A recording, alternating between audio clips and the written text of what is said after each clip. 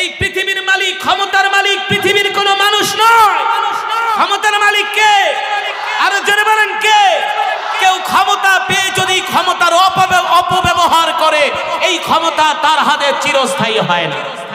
ফেরাউনের হাতেই হয় নাই, 450 বছর পরে আল্লাহ তারে ধরছে। আমরা ওয়াজ মাহফিলের মাধ্যমে কত ইনায়া বিনায়া বুঝাইছি, বুঝাই নাই যে ক্ষমতা পায়া এত লাফালাফি করো না, ঠিক কিনা বলেন? নৌকায় বেশি মানুষ উঠলে কিন্তু নৌকা ডুবে যায়। বলছিলাম কি বলছিলাম না? বেশি বোঝা ভালো না, বেশি ক্ষমতার বাহাদুরি করা ভালো না। কারণ রাজত্বের মালিক আল্লাহ নয়, রাজত্বের মালিক আল্লাহ নয়, এই কথা তারা বিশ্বাস করে না। তারা মনে করে রাজত্বের মালিক হলো আমেরিকা, রাজত্বের মালিক হলো ভারত। তারা এটা বিশ্বাস করত, ঠিক কিনা বলেন? কিন্তু আল্লাহ তাআলা বুঝাই দিয়েছে যে রাজত্বের মালিক আমি আল্লাহ। তোমরা মনে করো রাজত্বের মালিক আমি আল্লাহ না, এই কথা ভুল। এই কথা যারা অস্বীকার করেছে, যুগে যুগে আল্লাহ তাআলা তাদেরকে রাস্তায় রাস্তায় ঘুরিয়েছে। ধৈর্য ধরে বসতে পারবেন তো ইনশাআল্লাহ? আল্লাহ তাআলা আমাদের তৌফিক দান করুন, বলি আমিন। আল্লাহ রাব্বুল আলামিন কোরআনুল কারীমের মধ্যে সে কথাই বলছেন, ইয়া আইয়ুহাল্লাযীনা আমানু দুখুলু ফিস-সিলমি কাফা ওয়া লা তাত্তাবিউ খুতুওয়াতিশ শাইতান ইন্নাহু লাকুম আদুউম মুবিন। আল্লাহ রাব্বুল আলামিন বলেন, নবী দুনিয়ার মানুষদেরকে বলে দেন, এ দুনিয়ার মানুষেরা, এ মুমিন ইমানদারেরা, তোমরা পরিপূর্ণভাবে ইসলামের মধ্যে প্রবেশ করো। আল্লাহু আকবার। আজকে যদি আমরা পরিপূর্ণভাবে ইসলামকে মানতাম, আমাদের ধর্মকে মানতাম, তাহলে কাফের মুশরিকরা আমাদেরকে ভয় পেত, ঠিক কিনা বলেন? কাফের মুশরিকরা জেনে গেছে যে 1450 বছর আগে যেই মুসলমান ছিল, বর্তমানে সেই ঈমানওয়ালা মুসলমান নাই, ঠিক কিনা বলেন? ও মুসলমান, আজকে আমাদের চোখের সামনে 1.5 বছর হয়ে গেল ফিলিস্তিনে লক্ষ লক্ষ মুসলমানের বাড়িঘর ঘুরিয়ে দেওয়া হয়েছে, হাজার হাজার মসজিদকে শহীদ করা হয়েছে, ঠিক কিনা বলেন? আজকে পৃথিবীতে 250 কোটি মুসলমান আছে। 250 কোটি মুসলমান থাকা সত্ত্বেও আমরা ইসরায়েলের সাথে যুদ্ধ করার সাহস পাই না, আমেরিকার বিরুদ্ধে কথা বলার সাহস পাই না। কারণ কি? কারণ কি? আমাদের অস্ত্রের অভাব নাই, সৈন্যের অভাব নাই, অর্থের অভাব নাই, তেলের অভাব নাই, আমাদের কোনো কিছুর অভাব নাই। আমাদের একমাত্র অভাব হলো ঈমানের অভাব। আমাদের ঈমান দুর্বল হয়ে গেছে, ঠিক কিনা বলেন? কিন্তু সাহাবায়ে কেরামদের ঈমান কেমন ছিল? তারা আল্লাহ ছাড়া কারো সামনে মাথা নত করে না। করছে? ইসলামের ইতিহাসে সর্বপ্রথম যেই যুদ্ধ হয়েছিল, সেই যুদ্ধের নাম হলো বদরের যুদ্ধ। কোন যুদ্ধ? যেই যুদ্ধে মাত্র 313 জন মুসলমান ছিল, আর কাফেরের সংখ্যা ছিল 1000। জোরে বলেন, মুসলমানের সংখ্যা কত? আরো জোরে। মুসলমানের সংখ্যা হলো মাত্র 313 জন, আর কাফেরের সংখ্যা হলো 1000, ঠিক কিনা বলেন? এখন যদি বলি চলেন আল্লাহ রসুলের ইজ্জত রক্ষা করার জন্য রাজপথে যাই, সেখানে কয়েক হাজার সেনাবাহিনী আছে, আমরা আল্লাহ রসুলের ইজ্জতের জন্য আমরা মিছিল করব। সেখানে গেলে সেনাবাহিনী আমাদেরকে মারতে পারে, পিটাইতে পারে, টিয়ার সেল মারতে পারে। দেখবেন অনেক মুমিন মুসলমান লেজ গুটিয়ে পালিয়ে বাড়িতে চলে আসবে, ঠিক কিনা বলেন? বাস্তব নাকি অবাস্তব? কিন্তু সাহাবায়ে কেরাম কেমন ছিলেন? আল্লাহর নবী ডাক দিয়েছেন, এ সাহাবীরা, আসো আসো, কাফেরদের সাথে যুদ্ধ করতে হবে। মুসলমানের সংখ্যা হলো মাত্র 313 জন, আর কাফেরের সংখ্যা হলো 1000। আল্লাহ নবী 313 জন নিয়ে যুদ্ধের ময়দানে গেলেন। তাও যুদ্ধ করার জন্য যান নাই, তিনি গিয়েছিলেন ময়দানকে পরিদর্শন করার জন্য। কিন্তু কাফেররা চাপে ফেলে মুসলমানদের উপরে আক্রমণ শুরু করবে। কাফেররা হুঁশিয়ারি দিল, এ মুহাম্মদ, আমরা তোমার সাথে এখনই যুদ্ধ করব। আল্লাহ নবী অপ্রস্তুত ভাবে 313 জন নিয়ে 1000 কাফেরের বিরুদ্ধে লড়াই করবে, কিন্তু আল্লাহর সাহায্য ছাড়া কখনো 313 জন 1000 কাফেরের বিরুদ্ধে লড়াই করে বিজয় অর্জন করা সম্ভব না। সম্ভব? কখনো সম্ভব নয়। আল্লাহর নবী যুদ্ধের ময়দানে গেলেন, সাহাবায়ে কেরামদেরকে বললেন, আমার মুসাল্লাটা দাও। সাহাবায়ে কেরাম আল্লাহর নবীকে ওযুর পানি আগিয়ে দিলেন, নামাজের মুসাল্লা দিলেন। আল্লাহর নবী ওযু করে 2 রাকাত নামাজ পড়ার জন্য যায় নামাজে দাঁড়ায় গেলেন। সুবহানাল্লাহ। আল্লাহর নবী 2 রাকাত নামাজ আদায় করে লম্বা একটা সিজদা দিলেন আর বললেন, আল্লাহ আল্লাহ, 10 বছর দাওয়াত দিয়া মাত্র 313 জন জোগাড় করেছি। কতজন? 10 বছর দাওয়াত দিয়া মাত্র 313 জন জোগাড় করেছি। আল্লাহ 313 জনকে মুসলমান বানিয়েছি। আল্লাহ 313 জন নিয়ে ময়দানে আসছি, আর কাফেরদের সংখ্যা হলো 1000। আজকের যুদ্ধে যদি আমরা হেরে যাই, ইসলামের নাম নিশানা মুছে যাবে। ঠিক কিনা বলেন? আল্লাহ তাআলার কাছে আল্লাহর নবী দোয়া করতেছেন। আল্লাহ তাআলা জিবরাইলকে পাঠিয়ে দিলেন, এ জিবরাইল, যাও যাও যাও, আমার হাবিব আমার দরবারে সেজদা দিয়ে কান্না করে করে আমার হাবিব রোনাজারি করতেছে। আমি আমার হাবিবকে লজ্জিত করব না, পরাজিত করব না। আল্লাহ তাআলা জিবরাইলকে পাঠিয়ে দিলেন। জিবরাইল জমিনে চলে আসলেন, এসে বলছেন, ইয়া মুহাম্মদ ইরফা রাসাক, আপনি আপনার সিজদা উঠান, আপনি আপনার মাথা উঠান, আপনার জন্য সুসংবাদ আছে। বালা ইন তাসবিরু ওয়া তাত্তাকু ওয়া ইয়াতুকুম মিন ফাওরিহিম হাদা ইউমদিদুকুম রাব্বুকুম বিখামসাতি আলাফিন মিনাল মালাইকাতি মুসাউমিন। ও আল্লাহর পয়গম্বর, আপনি যখন 1000 কাফেরের বিরুদ্ধে লড়াই শুরু করবেন, আল্লাহ তাআলা আসমান থেকে আপনার জন্য 5000 ফেরেশতা পাঠায়া দিবে। জোরে বলেন আল্লাহু আকবার। কয় হাজার ফেরেশতা? আল্লাহর নবী মাত্র 313 জন নিয়ে ময়দানে গিয়েছেন। আল্লাহ রাব্বুল আলামিন ঘোষণা করে দিলেন, নবী, আমি আল্লাহ আপনাকে সাহায্য করার জন্য 5000 ফেরেশতা আসমান থেকে পাঠিয়ে দিব। আল্লাহু আকবার। যখন যুদ্ধ শুরু হয়ে গেল, আল্লাহ তাআলা 5000 ফেরেশতা দলে দলে পাগড়ি পরে আর জুব্বা পরে আসমান থেকে তরবারি নিয়ে নামতেছে। আল্লাহু আকবার। মুহূর্তের মধ্যেই যুদ্ধের পট পরিবর্তন হয়ে গেল, মুসলমানদের পক্ষে বিজয় চলে আসলো। আল্লাহু আকবার। আল্লাহ তাআলা ডাক দিয়া বলে, হাবিব, আমি আপনাকে যুদ্ধের ময়দানে বিজয় দান করেছি, এই কারণে আপনি আমার উপর ভরসা করেছেন। কিন্তু বর্তমানে মুসলমানরা আল্লাহর উপর ভরসা করে না, তারা ভরসা করে আমেরিকার উপরে, তারা ভরসা করে ভারতের উপরে, তারা ভরসা করে রাশিয়ার উপরে। ঠিক কিনা বলে? তারা ভরসা করে ফ্রান্সের উপরে, জার্মানির উপরে, চায়নার উপরে। কিন্তু যারা মুমিন মুসলমান, তারা আল্লাহ ছাড়া কারো উপর ভরসা করে না। ঠিক কিনা? যেমন আফগানিস্তানের তালেবানরা আল্লাহ ছাড়া কারো উপর তারা ভরসা করে না। পৃথিবীর পরাশক্তি সুপার পাওয়ার গুলো এখন মোল্লাদেরকে ভয় পায়। ঠিক কিনা বলে? মোল্লাদেরকে ভয় পাওয়ার কারণ হলো মোল্লারা আল্লাহকে ভয় পায়। আল্লাহ তাআলাকে ভয় পাওয়ার কারণে কাফের মুশরিকদের অন্তরের মধ্যে আল্লাহ তাআলা মোল্লাদের ভয় ঢুকায় দিয়েছে। ঠিক কিনা বলে?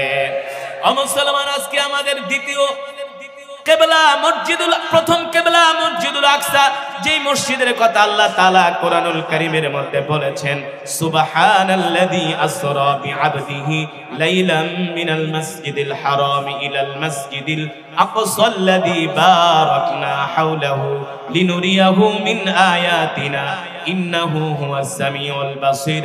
আজকে প্রথম মুসলমানদের প্রথম কিবলা ইসরাইলীরা দখল করে নিছে। সেইখানে মুসলমানদেরকে নামাজ পড়তে দেয় না, মুসলমানদেরকে প্রবেশ করতে দেয় না। আল্লাহর কসম করে বলি, সৌদি আরবের বাদশার যদি ঈমানের পাওয়ার থাকতো, মিশরের বাদশার যদি ঈমানের পাওয়ার থাকতো, আমিরাতের বাদশার যদি ঈমানের পাওয়ার থাকতো, তাহলে এতদিন পর্যন্ত ইসরাইল আমাদের প্রথম কিবলা দখল করে রাখতে পারতো না। ঠিক কিনা বলেন? সৌদির বাদশা হলো আমেরিকার গোলাম, আমিরাতের বাদশা হলো ইসরাইলের গোলাম। এই গোলামদেরকে দিয়ে ইসলাম প্রতিষ্ঠা হবে না। ইসলাম প্রতিষ্ঠা করতে হলে খেলাফত প্রতিষ্ঠা করতে হবে। আল্লাহর জমিনে কোরআনের রাজ কায়েম করতে হবে। ঠিক কিনা বলেন? ও মুসলমান, আজকে শত শত বছর হয়ে গেছে মসজিদুল আকসা ইহুদিরা দখল করে রাখছে, কিন্তু আল্লাহর নবীর সাহাবী আমিরুল মুমিনিন খলিফাতুল মুসলিমিন হযরত ওমর কিন্তু মসজিদুল আকসাকে দখল করেছিলেন, ইহুদি খ্রিস্টানদের হাত থেকে মুক্ত করেছিলেন। আল্লাহু আকবার। বলতে পারেন হুজুর কিভাবে হযরত ওমর মসজিদুল আকসা দখল করলো, ইহুদিদের হাত থেকে মুক্ত করলো? হযরত ওমর ছিলেন আল্লাহর গোলাম, এমন গোলাম ছিলেন হযরত ওমর, আল্লাহ তাআলাকে এত ভয় পাইতেন, এত ভয় পাওয়ার কারণে হযরত ওমরকে দেখলে ইবলিস শয়তান ভয় পাইত। কথা বুঝতে পেরেছেন? হযরত ওমর ভয় পেতেন কাকে? জনে বলেন। আল্লাহর নবীর ইন্তেকালের পরে হযরত ওমর কোরআনের একজন কারি ছিল। এই যে একটু আগে আমি কোরআন পড়েছি, আপনারা শুনেছেন তো? মন দিয়ে শুনেছেন? আমি কোরআন পড়েছি, আপনারা যদি শুনে থাকেন এক এক হরফে 10টি করে নেকি পেয়েছি।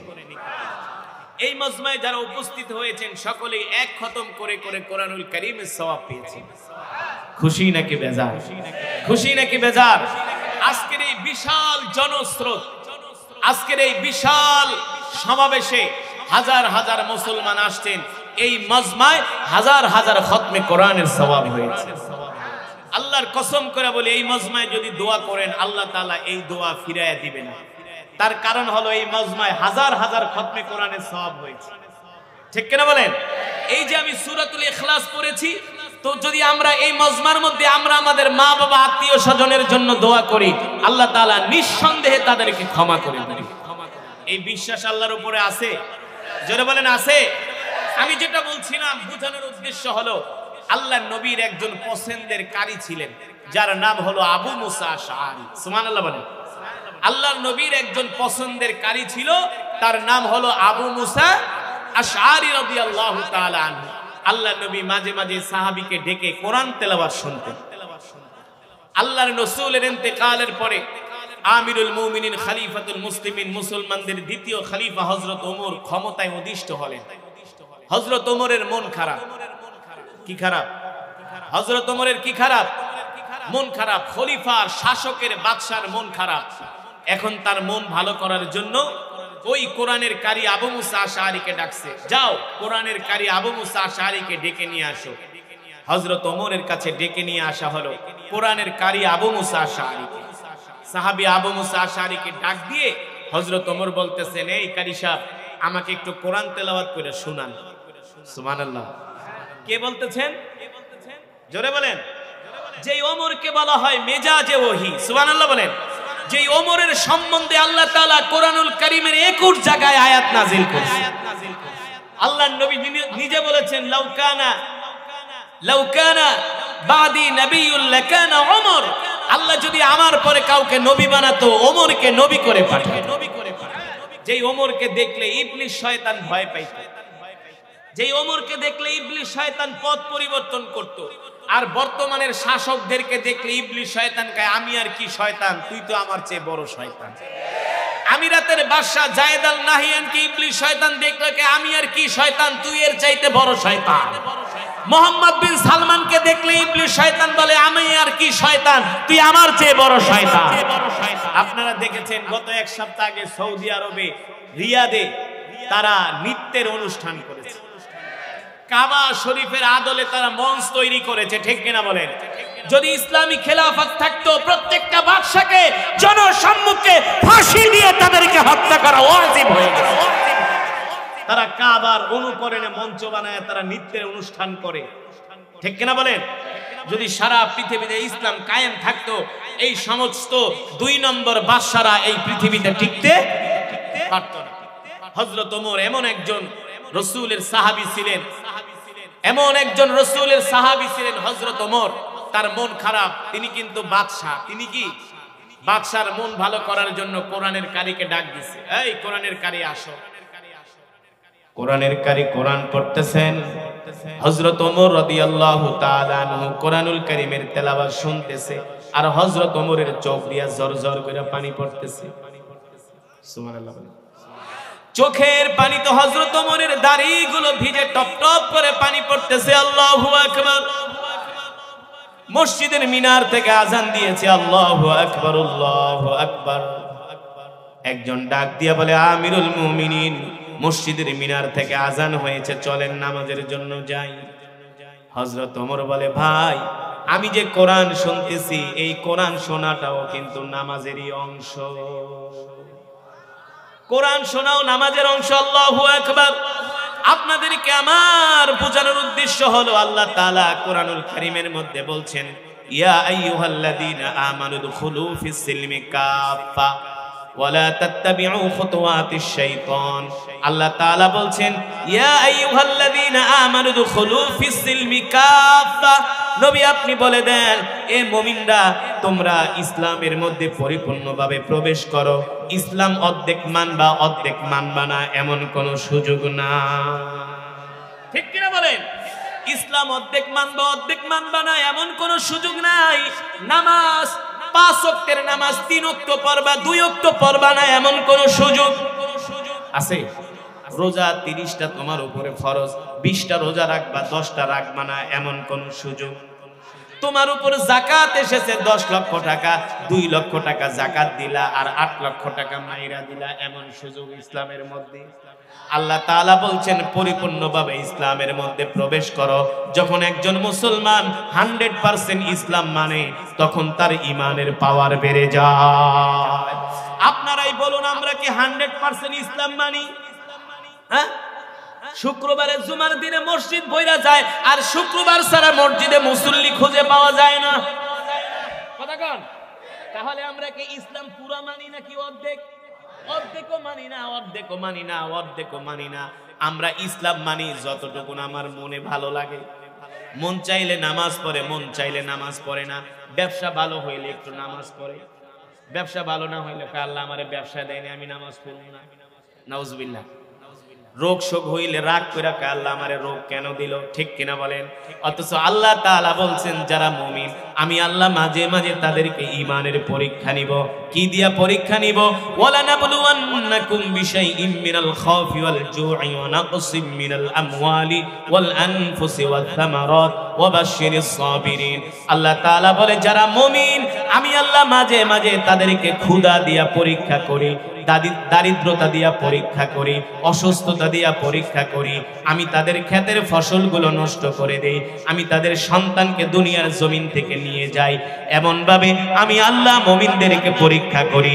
আর যেই মুমিনেরা এই সমস্ত পরীক্ষার মধ্যে পতিত হয় তারা হতাশ হয় না, হতাশ হয় না। বিপদে পড়ার পরে তারা বলে ইন্না লিল্লাহি ওয়া ইন্না ইলাইহি রাজিউন, ঠিক কিনা বলে? এগুলো হলো মুমিনের কোয়ালিটি, মুমিনের গুণ। কিন্তু এই গুণ আমাদের মাঝে নাই, আমরা হতাশ হয়ে যাই। কারণ কি? কারণ কি? আমরা আল্লাহর দ্বীন অর্ধেক মানি, অর্ধেক মানি না। যদি আমরা পরিপূর্ণভাবে আল্লাহর দ্বীন মানতাম তাহলে আল্লাহ আসমান থেকে জমিন থেকে আল্লাহ আমাদের জন্য বরকত বের করে দিতেন। এমনকি কাফের মুশরিকরাও আমাদেরকে ভয় পাইতেন, ঠিক কিনা বলেন?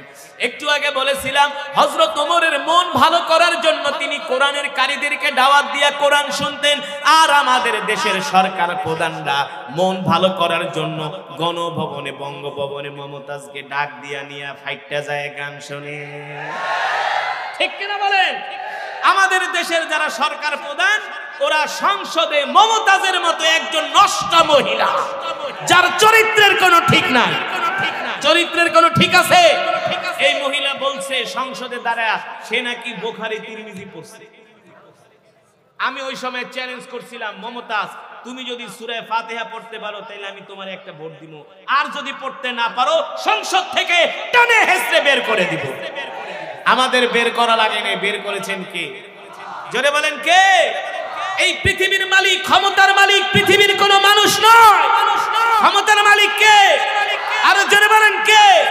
কেউ ক্ষমতা পেয়ে যদি ক্ষমতার অপব্যবহার করে এই ক্ষমতা তার হাতে চিরস্থায়ী হয় না। ফেরাউনের হাতেই হয় নাই, 450 বছর পরে আল্লাহ তারে ধরছে। আমরা ওয়াজ মাহফিলের মাধ্যমে কত ইনায়া বিনায়া বুঝাইছি, বুঝাই নাই যে ক্ষমতা পায়া এত লাফালাফি করো না, ঠিক কিনা বলেন? নৌকায় বেশি মানুষ উঠলে কিন্তু নৌকা ডুবে যায়। বলছিলাম কি বলছিলাম না? বেশি বোঝা ভালো না, বেশি ক্ষমতার বাহাদুরি করা ভালো না। কারণ রাজত্বের মালিক আল্লাহ নয়, রাজত্বের মালিক আল্লাহ নয় এই কথা তারা বিশ্বাস করে না। তারা মনে করে রাজত্বের মালিক হলো আমেরিকা, রাজত্বের মালিক হলো ভারত। তারা এটা বিশ্বাস করতো, ঠিক কিনা বলেন? কিন্তু আল্লাহ তাআলা বুঝায় দিয়েছে যে রাজত্বের মালিক আমি আল্লাহ, তোমরা মনে করো রাজত্বের মালিক আমি আল্লাহ না। এই কথা ভুল। এই কথা যারা অস্বীকার করেছে যুগে যুগে আল্লাহ তাআলা তাদের তাদেরকে রাস্তায় রাস্তায় ঘুরিয়েছি। ঠিক কিনা বলেন? বর্তমানে যারা ক্ষমতায় আসবা তাদেরও বোঝা উচিত, ক্ষমতায় আসলে ইসলামের বিরুদ্ধে আঙ্গুল তোলো না। তোমার বাপ দাদা আবু জেহেলরাই টিকতে পারে নাই, আর তুমি তো পুঁটি মাছ। ঠিক কিনা বলেন? আবু জেহেল টিকতে পেরেছে, আবু লাহাব টিকতে পেরেছে, উতবা সাইবা টিকতে পেরেছে। তারা ইসলামের বিরোধিতা করার কারণে আল্লাহ তাদেরকে ধ্বংস করে দিয়েছে। আর নবী মুহাম্মদ সাল্লাল্লাহু আলাইহি সাল্লাম ইসলামের পথে থাকার কারণে, আল্লাহর পয়গম্বর কোরআনের পক্ষে কথা বলার কারণে আল্লাহ তাআলা দুনিয়ার জমিনে এই পেয়ারা নবীজির কোটি কোটি উম্মত কিয়ামত পর্যন্ত তার রওজা জিয়ারত করে। ঠিক কিনা বলেন? রাসূলের সাহাবী যেই ওমরের কথা বললাম, মন ভালো করার জন্য তিনি কোরআন শুনেছিলেন। ঠিক না? মন ভালো করার জন্য কি শুনেছিলেন? কোরআন শুনেছিলেন।